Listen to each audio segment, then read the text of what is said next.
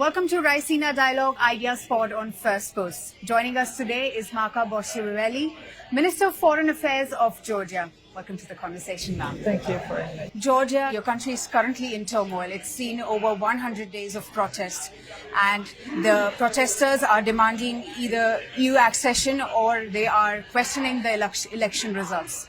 How is the government responding? Well, first of all, we had an election in October. That elections met all democratic standards, as many Georgians participated to these elections and expressed their will and political choice freely. Right. And the government is working, is on place, and Georgia is a free country, and everybody has freedom to express their opinion whenever they want. Right. NATO, speaking about NATO, they once backed Georgia, but last year they backed out and there's no mention of it. So what is your response to that? Yes. Well, Georgia's long-standing aspiration is association and integration with the European and Euro-Atlantic structures. It is enshrined in our constitution back in 2018. We enshrined it in our constitution that European integration and Euro-Atlantic integration is the strategic goal of Georgia. But of course, that depends on European partners as well, and partners from NATO. What will be the decision, how they are going to expand these organizations. And recently, for example, in 2023, Georgia became candidate country for European Union. So that is new development in our European integration process, and a very important one.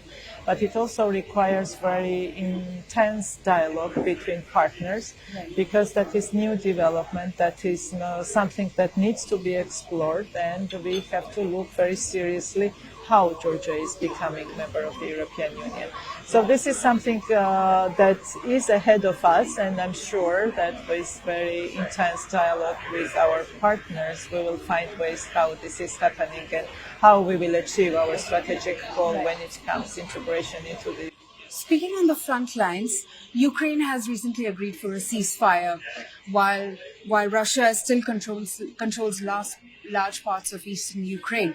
Given Georgia's history with President Putin, how do you think the future is like? Well, that's a very sensitive topic for Georgia. Georgia still has two regions occupied by Russian Federation, and they have military presence there without our consent. And definitely that still remains number one security challenge for only not for Georgia, but for whole region as well.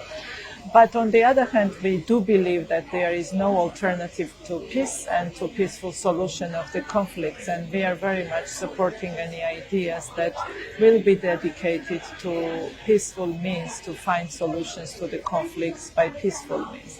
That's why we supported United States idea and resolution in United Nations that just to make it loud, we are for peace and we want peaceful solutions for every conflict in the region. Speaking of United States, which you just mentioned, President Trump is back in the office. It's just been over 2 months. His policies, his dynamics in Washington have changed. Global policies have changed. How does Georgia navigate that? Well, Georgia has a very long history of relationship with the United States, and we enjoy to have strategic partnership. But at the same time, we always are saying, and I will repeat that, we want content and this partnership with this content to be strategic. And I hope that with new administration, which very much is in line with the policies that we have, especially for last 3 years. Whatever we were saying, we hear it from White House pretty much. So we have that strong ideological similarities, and I hope that this will play very solid ground for enhancing U.S.-Georgia relationship in future. Speaking of relationship, this is your first time in India. How do you feel going forward, India and Tbilisi-Bushehr relationship? Well, India is an important partner. We see India as an important player in this region, and we have very good dynamic of our bilateral relationship, but we see that there is still lots of potential that needs to be explored. So I had a meeting with the foreign minister, and I hope that we will dedicate our work to enhancing our bilateral ties, and there are different fields where we can cooperate more, and we expand our economic cooperation. Georgia has strategic location, which is interesting and gives lots of opportunities for different areas for cooperation. So I'm very hopeful that our cooperation will be even fostered in the nearest future. Thank you. Thank you very much. Thank you for joining us. Thank you. Thank you very much for inviting.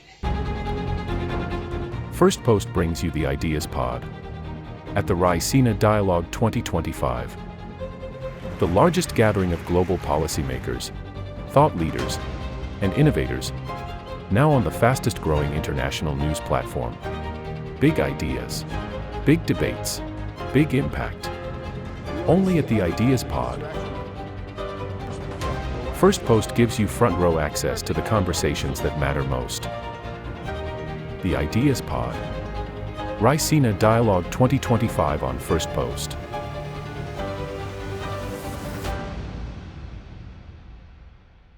Do you think that Ukraine is at its weakest position? This war is not about Ukraine. Do you believe that your president was insulted? Yes or no question.